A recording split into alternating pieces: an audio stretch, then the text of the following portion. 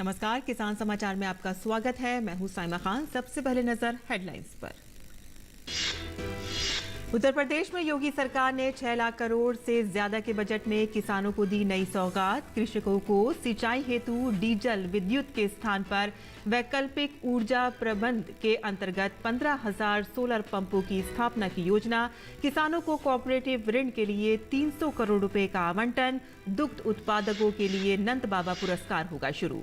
केंद्रीय उपभोक्ता मामले, खाद्य और सार्वजनिक वितरण मंत्री पीयूष गोयल ने दावोस में विश्व आर्थिक मंच के सत्र को किया संबोधित। कहा कि भारत गंभीर आवश्यकता वाले देशों को गेहूं का निर्यात रखेगा जारी। मित्र और साख पत्र वाले देशों को निर्यात होता रहेगा गेहूं। मध्य प्रदेश सरकार ने किसानों को कृषि यंत्रों पर सब्सिडी उपलब्ध कराने के लिए आवेदन किया आमंत्रित। किसानों के लिए अभी 4 प्रकार के कृषि यंत्रों पर दी जाएगी भारी सब्सिडी।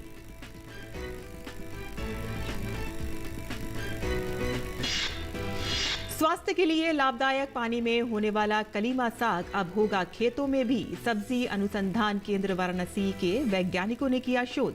किसानों को होगा अधिक लाभ। अभी तक 104 नई प्रजातियों की जा चुकी है विकसित।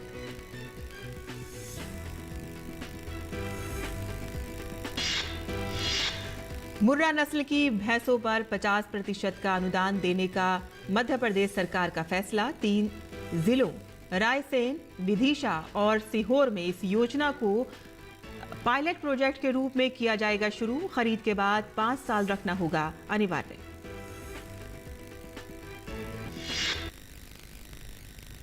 और अब समाचार विस्तार से।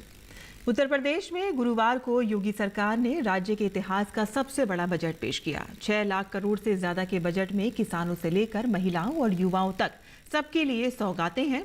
इस बार यूपी का बजट करीब 6,15,000 करोड़ रुपए का है। बजट में कृषकों को सिंचाई हेतु डीजल विद्युत के स्थान पर वैकल्पिक ऊर्जा प्रबंध के अंतर्गत सोलर पंपों की स्थापना कराई जा रही है। वित्तीय वर्ष 2022-23 में 15,000 सोलर पंपों की स्थापना कराई जाएगी। किसानों को कोऑपरेटिव ऋण के लिए 300 करोड़ रुपए आवंटित किए गए हैं, जबकि चीनी मिलों की स्थापना के लिए 380 करोड़ का बजट है। मथुरा में 3,000 लीटर का नया डेयरी प्लांट लगाने की योजना है। साथ ही दुग्ध उत्पादकों के लिए नंद बाबा पुरस्कार शुरू होगा। इस समय प्रदेश में 1.86 लाख लीटर दूध रोज पैदा हो रहा है। इसके अलावा बांदा कृषि विवि के लिए 8 करोड़ 58 लाख रुपए आवंटित किए गए हैं। उज्ज्वला योजना के अंतर्गत जो लाभार्थी परिवार हैं उनको वर्ष में 2 रसोई गैस के सिलेंडर उपलब्ध करवाने की घोषणा, और वह बजट में उन्हें स्थान दिया गया है। अन्नदाता किसानों के लिए भामाशाह भाव स्थिरता कोष की स्थापना के लिए धनराशि एक फंड की स्थापना की गई है। यहाँ पे हम लोग पहले से ही एमएसपी का लाभ धान, गेहूं और अन्य फसली के लिए किसानों को उपलब्ध कराते रहे हैं। प्राकृतिक खेती की दिशा से उत्तर प्रदेश ने आदरणीय प्रधानमंत्री जी के मार्गदर्शन में पहले से ही अपनी कार्य योजना बनाई थी, और उस कार्यक्रम के तहत यहाँ पे ट्रेनिंग के कुछ विशेष कार्यक्रम भी चले थे। प्रदेश में इस समय हजारों किसान ऐसे हैं जो प्राकृतिक खेती के साथ जुड़े हैं। उनके लिए टेस्टिंग लैब की स्थापना भी हर कमिश्नरी स्तर पर हम लोग स्थापित कर रहे हैं। केंद्रीय उपभोक्ता मामले, खाद्य और सार्वजनिक वितरण मंत्री पीयूष गोयल ने कहा है कि भारत उन देशों को गेहूं के निर्यात की अनुमति जारी रखेगा जिन्हें इसकी गंभीर आवश्यकता है और जो हमारे मित्र देश हैं तथा जिनके पास साख पत्र है। गोयल स्विट्जरलैंड में दावोस में विश्व आर्थिक मंच के सत्र को संबोधित कर रहे थे। गोयल ने बताया कि इस वर्ष गेहूं के उत्पादन में 7 से 8% की बढ़ोतरी की आशा थी, लेकिन भीषण गर्मी के कारण फसल की जल्द कटाई से उत्पादन में कमी आई है। उन्होंने कहा कि मौजूदा स्थिति के अनुसार देश का उत्पादन घरेलू खपत के लिए पर्याप्त है। गोयल ने कहा कि अंतर्राष्ट्रीय गेहूं बाजार में भारत कभी भी परंपरागत रूप से निर्यातक नहीं रहा है और देश ने लगभग 2 साल पहले ही गेहूं का निर्यात शुरू किया है। उन्होंने कहा कि पिछले वर्ष 7 लाख मीट्रिक टन गेहूं का निर्यात किया गया और अधिकतर निर्यात अंतिम 2 महीनों में हुआ, जब रूस यूक्रेन युद्ध शुरू हो चुका था। गोयल ने कहा कि भारत से गेहूं का निर्यात विश्व व्यापार का 1% से भी कम है और गेहूं निर्यात पर पाबंदी से वैश्विक बाजारों पर असर नहीं पड़ेगा। किसान खरीफ सीजन के लिए फसलों की तैयारी के कामों में जुट गए हैं और किसानों के साथ ही सरकार ने किसानों को इस वर्ष चलाई जा रही योजनाओं का लाभ देने के लिए प्रक्रिया शुरू कर दी है। मध्य प्रदेश सरकार ने राज्य के किसानों को कृषि यंत्रों पर सब्सिडी उपलब्ध कराने के लिए आवेदन आमंत्रित किए हैं। किसान आवश्यकता अनुसार कृषि यंत्र का चयन करके उसके लिए आवेदन कर सकते हैं। चयन होने के उपरांत इन कृषि यंत्रों को खरीद कर सरकार द्वारा दी जाने वाली सब्सिडी का लाभ ले सकते हैं। मध्य प्रदेश सरकार ने राज्य के किसानों के लिए अभी 4 विभिन्न प्रकार के कृषि यंत्रों के लिए लक्ष्य जारी किया है, जिसका उपयोग खेती की जुताई तथा बीज की बुआई के लिए किया जा सकता है। इन सभी कृषि यंत्रों पर किसानों को भारी सब्सिडी दी जाएगी। मध्य प्रदेश सरकार ने राज्य के सभी वर्गों एवं सभी जिलों के किसानों के लिए कृषि यंत्रों के लक्ष्य जारी किए हैं। किसान इन कृषि यंत्रों के लिए ऑनलाइन आवेदन कर सकते हैं। दिए गए कृषि यंत्रों पर किसानों को वर्ग के अनुसार अलग अलग सब्सिडी दी जाती है, जो 40 से 50% तक है। किसान पोर्टल पर उपलब्ध सब्सिडी कैलकुलेटर के माध्यम से दी जाने वाली सब्सिडी की मात्रा देख सकते हैं। वहीं कृषि के साथ साथ पशुपालन को भी बढ़ावा मिले, इसके मद्देनजर किसानों को भेड़ और बकरी पालन के लिए प्रोत्साहित किया जाएगा। बीकानेर के कलेक्टर भगवती प्रसाद कलालके ने बुधवार को कृषि विभाग से संबंधित बैठकों की अध्यक्षता करते हुए निर्देश दिए। उन्होंने कहा कि कृषि और पशुपालन एक दूसरे के पूरक हैं। किसानों की आय बढ़े, इसके लिए पशुपालन जरूरी है और इसी के मद्देनजर जिले में भेड़ एवं बकरी पालन को प्रोत्साहित किया जाएगा तथा जिले में इससे संबंधित मंडी स्थापित की जाएगी। इसकी कार्य योजना बनाने के लिए उन्होंने नाबार्ड और CSWRI के अधिकारियों को निर्देशित किया। कलेक्टर ने कृषि विभाग द्वारा फर्टिलाइजर और बायो एजेंट वितरण की पारदर्शी व्यवस्था की जाएगी। कोई भी पात्र किसान इससे वंचित नहीं रहे, साथ ही नियम विरुद्ध वितरण नहीं हो, इससे संबंधित समूचा रिकॉर्ड संधारित किया जाएगा। इसमें किसी प्रकार की शिकायत सामने आई तो संबंधित कृषि अधिकारी के विरुद्ध कार्रवाई की जाएगी। उन्होंने प्रधानमंत्री फसल बीमा योजना के तहत खरीफ और रबी 2018-19 के क्लेम वितरित नहीं किए जाने को गंभीरता से लिया तथा पात्र व्यक्ति को बकाया भुगतान शीघ्र करवाने के निर्देश दिए। इसके लिए कृषि विभाग को बैंक और इंश्योरेंस कंपनी के साथ समन्वय रखते हुए कार्य करने के निर्देश दिए गए हैं। मध्य प्रदेश सरकार किसानों को मुर्रा भैंस को खरीद पर 50% तक की सब्सिडी दे रही है। इस योजना को फिलहाल प्रदेश के 3 जिलों रायसेन, विदिशा और सीहोर में इस योजना को पायलट प्रोजेक्ट के रूप में शुरू किया जा रहा है और धीरे धीरे इसे पूरे प्रदेश में लागू किया जाएगा। भारत के ग्रामीण क्षेत्रों में खेती किसानी के बाद पशुपालन आय का दूसरा सबसे बड़ा स्रोत माना जाता है। सरकार भी किसानों से जुड़ी तमाम ऐसी योजनाएं लॉन्च करती रहती है जिससे वे अपने मुनाफे में इजाफा कर सकें। अब मध्य प्रदेश सरकार ने किसानों को तोहफा देते हुए एक बड़ा ऐलान किया है। सरकार के इस ऐलान के मुताबिक किसानों द्वारा मुर्रा भैंस खरीदने पर सब्सिडी दी जाएगी। मध्य प्रदेश सरकार के आदेश के मुताबिक सरकार की तरफ से ये भैंस हरियाणा से मंगवाई जाएगी। बता दें कि हरियाणा की मुर्रा नस्ल की एक भैंस की कीमत लगभग 1 लाख रुपए है। मुर्रा भैंस अपने दूध उत्पादन क्षमता की वजह से काफ़ी लोकप्रिय है। ये एक ही दिन में तकरीबन 12 से 13 लीटर दूध देती है। अनुदान मिलने पर किसान इन भैंसों को 50,000 रुपए की राशि पर देकर खरीद सकेंगे। मुर्रा भैंस खरीदने वाले किसानों को कुछ नियमों का पालन करना होगा। इसे खरीदने के बाद उसे 5 साल रखना अनिवार्य किया गया है। यदि 3 साल में किसी पशुपालक किसान की मुर्रा भैंस किसी वजह से मर जाती है तो स्कीम के नियम अनुसार किसान को उसकी जगह दूसरी भैंस दी जाएगी और इसके लिए किसानों को 5 महीने की प्रेग्नेंट भैंस के साथ एक बच्चे वाली भैंस भी मिलेगी और इस स्कीम में 2 भैंस दी जाएंगी, जिससे एक प्रेग्नेंट और दूसरी 1 mहीने का बच्चा रहेगा। और ऐसा इसलिए किया जाएगा ताकि दूध का क्रम सही से चलता रहे और किसान की आय भी बनी रहे। देश में एकमात्र भारतीय सब्जी अनुसंधान संस्थान IIVR सब्जियों की नई प्रजाति किसानों के बीच लाकर पोषण संग आर्थिक सुरक्षा के भी आयाम गढ़ रहा है। 1991 में दिल्ली में वाराणसी में शिफ्ट हुए संस्थान में अभी तक 104 नई प्रजातियां विकसित की जा चुकी हैं।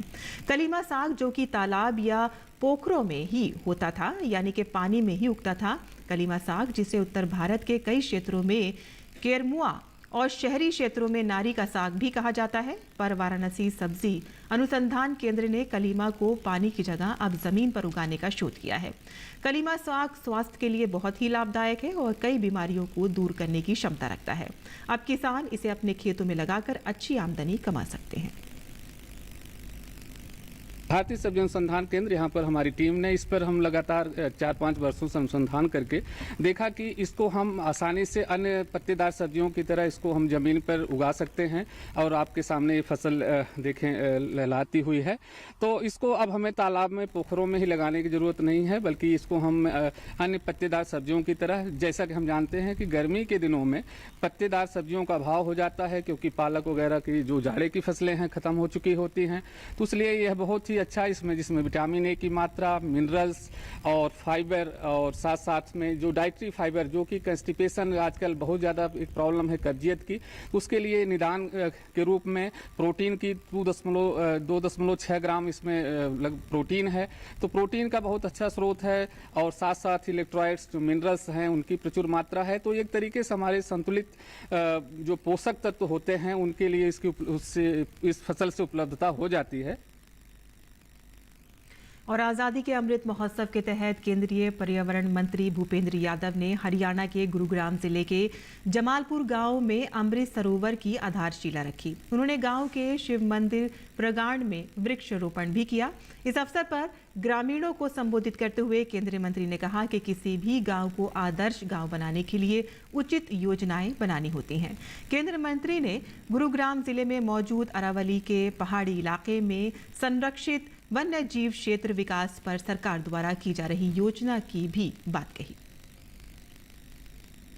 डिजिटल क्रांति की तरफ हमारे किसान समाज को जाना हो, सारी बिरादरियों में।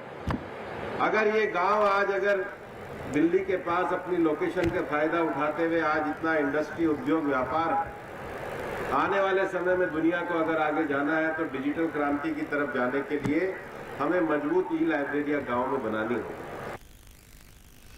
हरियाणा के मुख्यमंत्री मनोहर लाल खट्टर ने बुधवार को दिल्ली में केंद्रीय श्रम मंत्री भूपेंद्र यादव से मुलाकात की। मुलाकात के बाद सीएम खट्टर मीडिया से मुखातिब हुए।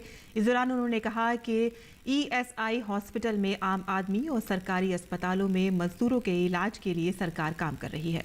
केंद्र के लेबर विभाग और हमारे PPP के आंकड़े भी साझा कर रहे हैं ताकि भविष्य में और योजनाओं पर भी मिलकर काम कर सकें।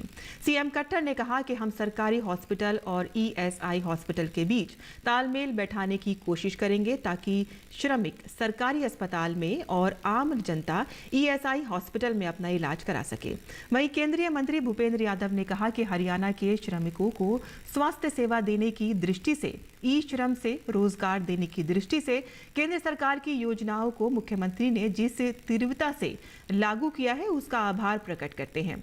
सीएम मनोहर लाल ने कहा कि सरकार की पर्यावरण मंत्रालय के साथ मिलकर गुरुग्राम में अंतर्राष्ट्रीय स्तर की एक जंगल सफारी शुरू करने की परियोजना है और इसके लिए लगभग 10,000 एकड़ के जंगल सफारी की सीमाएं निश्चित की गई हैं और इसके डिजाइन तैयार करने के लिए कई कंपनियों को भी आमंत्रित किया गया है।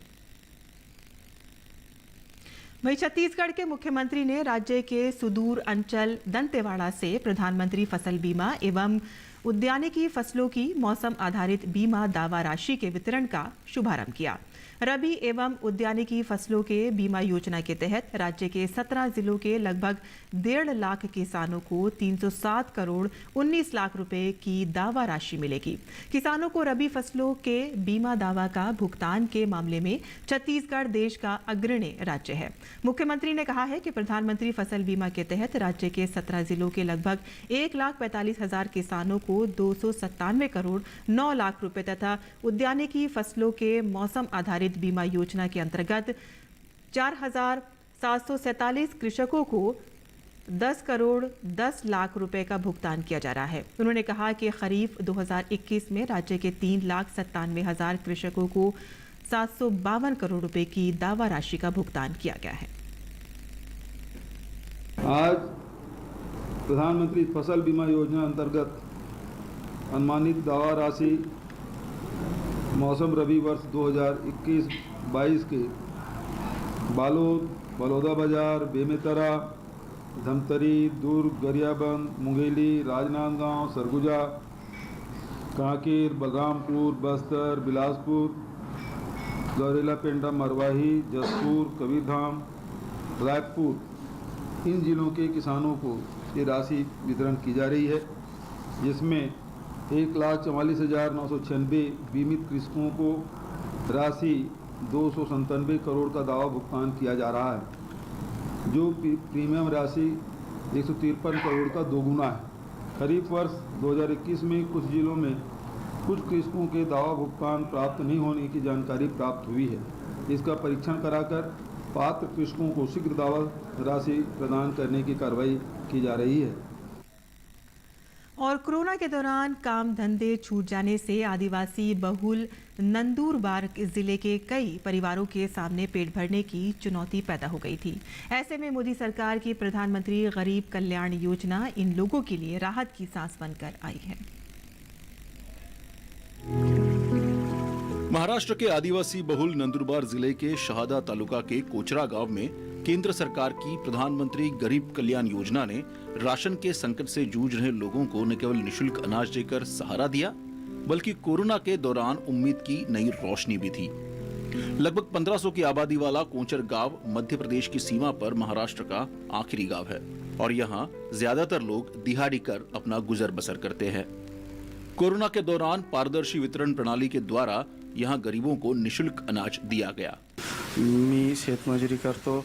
मैं खेतों में मजदूरी करता हूं। प्रधानमंत्री गरीब कल्याण योजना के अंतर्गत मुझे हर महीने 5 किलो प्रति व्यक्ति अनाज मिलता है। मेरे परिवार में 6 लोग हैं और इस तरह हमें 30 किलो अनाज मिलता है। ये हमें हर महीने मिलता है, इस महीने भी मिला है।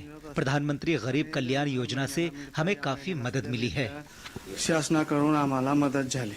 करोड़ों परिवारों को निशुल्क राशन देने वाली यह योजना अभी भी सरकार द्वारा चलाई जा रही है और इसका फायदा सबसे ज्यादा उन दिहाड़ी मजदूरों को हो रहा है जिनके सामने रोजगार का घोर संकट कोविड की पृष्ठभूमि में पैदा हो गया था। Bureau report, Mumbai. और अब बात करते हैं मंडी भाव की और आइए देखते हैं कि देश भर की मंडियों का क्या भाव है।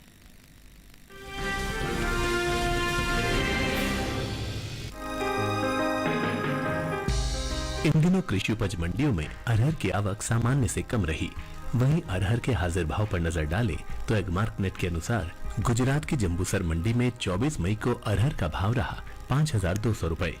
25 मई को उसके भाव में 200 रुपए की तेजी दर्ज की गई और भाव हो गया 5,400 रुपए क्विंटल। वहीं राजस्थान की लालसोट मंडी में 24 मई को अरहर के सौदे 4,380 रुपए पर हुए। 25 मई को यहाँ इसका भाव 30 रुपए गिरकर 4,350 रुपए क्विंटल रह गया। मध्य प्रदेश की खातेगांव मंडी में 24 मई को अरहर का कारोबार 5,100 रुपए पर हुआ। 25 मई को इसमें 250 रुपए की बढ़त हुई और भाव 5,350 रुपए पर जा पहुंचा।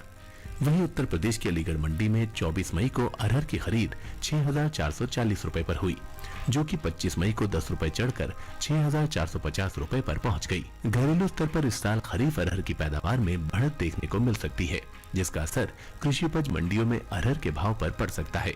कृषि मंत्रालय की ओर से हाल ही में जारी तीसरे अग्रिम अनुमान के मुताबिक देश में साल 2021-22 के दौरान खरीफ अरहर की उपज 43,50,000 टन होने का अनुमान है, जबकि साल 2020-21 के दौरान अरहर की पैदावार 43,20,000 टन रही थी। आपको बता दें कि देश से होने वाले दालों के निर्यात में इस साल अच्छी बढ़त देखने को मिली है। अप्रैल से फरवरी के दौरान दालों के निर्यात में 20% का इजाफा हुआ है। एपीडा की ओर से हाल ही में जारी ताजा आंकड़ों के मुताबिक देश से बीते 11 महीनों के दौरान कुल दालों का निर्यात 3,43,000 टन के पार पहुंच गया है, जबकि बीते साल इस दौरान निर्यात 2,55,356 टन का ही हुआ था। यानी इस साल कुल दलहन के निर्यात में 88,445 टन की बढ़ोतरी देखने को मिली है।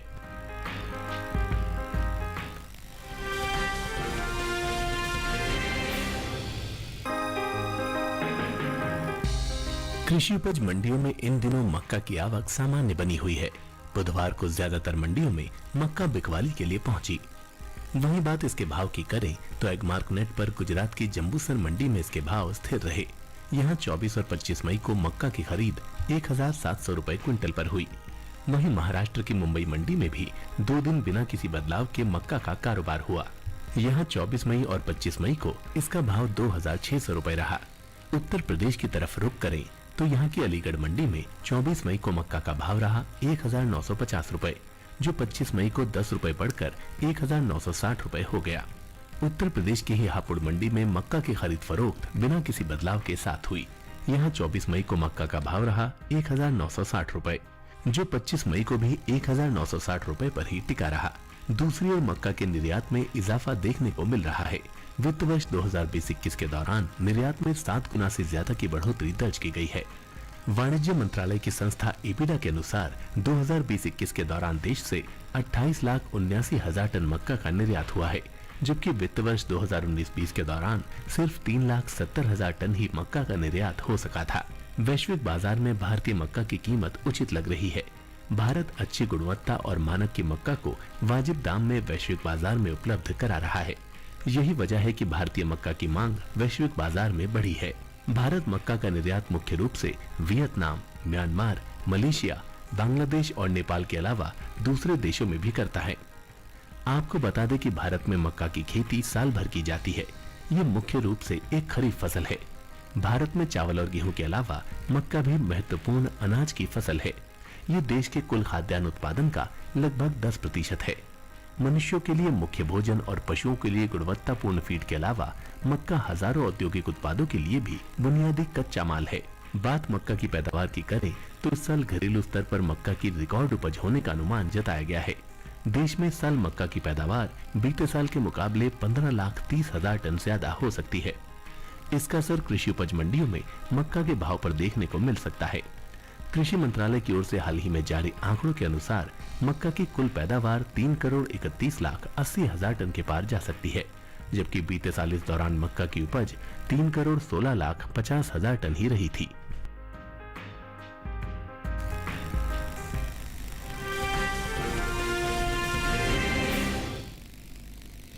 और खेती किसानी की खबरों के बाद अब नजर डाल लेते हैं खास खबरों पर। दिल्ली के नवनियुक्त उपराज्यपाल विनय कुमार सक्सेना ने नई दिल्ली के राजभवन में पद की शपथ ली। 84 वर्षीय सक्सेना को दिल्ली उच्च न्यायालय के कार्यवाहक मुख्य न्यायाधीश विपिन सांघी ने शपथ दिलाई। इस मौके पर कई केंद्रीय मंत्री और दिल्ली के मुख्यमंत्री समेत कई गणमान्य लोग शामिल हुए। जम्मू कश्मीर के कुपवाड़ा में सुरक्षा बलों ने 3 आतंकवादियों को मार गिराया है। जम्मू कश्मीर पुलिस को सूचना मिली थी कि कुपवाड़ा के एक गांव से कुछ आतंकी भारत की सीमा में प्रवेश करने की फिराक में हैं और इसी सूचना के आधार पर सुरक्षा बलों ने घेराबंदी शुरू की थी।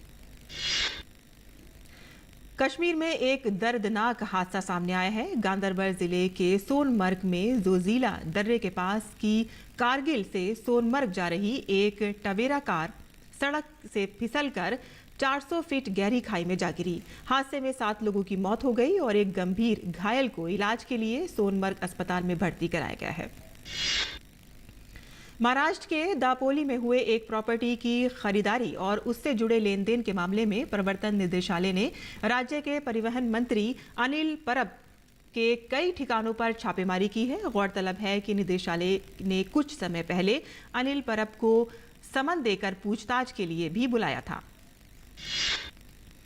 झारखंड के पूर्व मंत्री और कांग्रेस नेता बंधु तिर्की के घर सीबीआई का छापा पड़ा है। रांची स्थित उनके निवास स्थान पर सीबीआई की टीम ने तमाम दस्तावेज खंगाले हैं और सीबीआई ने उनके खिलाफ 2 एफआईआर दर्ज की हैं।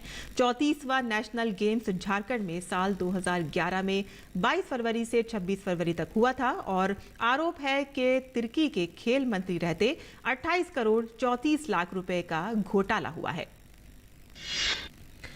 पूर्वोत्तर रेलवे प्रशासन ने यात्रियों की मांग पर लखनऊ के रास्ते गोरखपुर से बांद्रा के लिए स्पेशल ट्रेन का संचालन गुरुवार सुबह 8:30 बजे से शुरू कर दिया है। इससे मुंबई जाने वाले यात्रियों को राहत मिली है। दरअसल मुंबई जाने वाली ट्रेनों में यात्रियों की भीड़ को देखते हुए रेलवे प्रशासन ने एक फेरे के लिए गोरखपुर बांद्रा स्पेशल ट्रेन का संचालन शुरू किया है। कोविड महामारी के खिलाफ सबसे प्रभावी हथियार के रूप में शुरू किए गए टीकाकरण अभियान के तहत देश में अब तक 192 करोड़ से अधिक कोविड रोधी टीके लगाए जा चुके हैं। वहीं पिछले 24 घंटों में 13 लाख से अधिक कोविड टीके लगाए गए। और देश में कोरोना के मामलों में गिरावट दर्ज की जा रही है। स्वास्थ्य और परिवार कल्याण मंत्रालय के मुताबिक देश भर में पिछले 24 घंटों में 2628 मामले दर्ज किए गए हैं। वहीं पिछले 24 घंटों में 2167 मरीज उपचार करवाकर स्वस्थ हो चुके हैं, जिसके बाद देश में रिकवरी रेट 98.75% हो गई है। स्कूली शिक्षा और साक्षरता विभाग ने राष्ट्रीय उपलब्ध सर्वेक्षण 2021 की रिपोर्ट जारी कर दी है। इस रिपोर्ट में देश में 3री, 5वीं, 8वीं और 10वीं कक्षा के छात्रों की 3 वर्षों में सीखने की क्षमता और स्कूली शिक्षा प्रणाली का व्यापक आकलन किया गया है। इस प्रकार का पिछला सर्वेक्षण 2017 में हुआ था। और किसान समाचार में आज के लिए बस इतना ही। अनुमति दें। नमस्कार।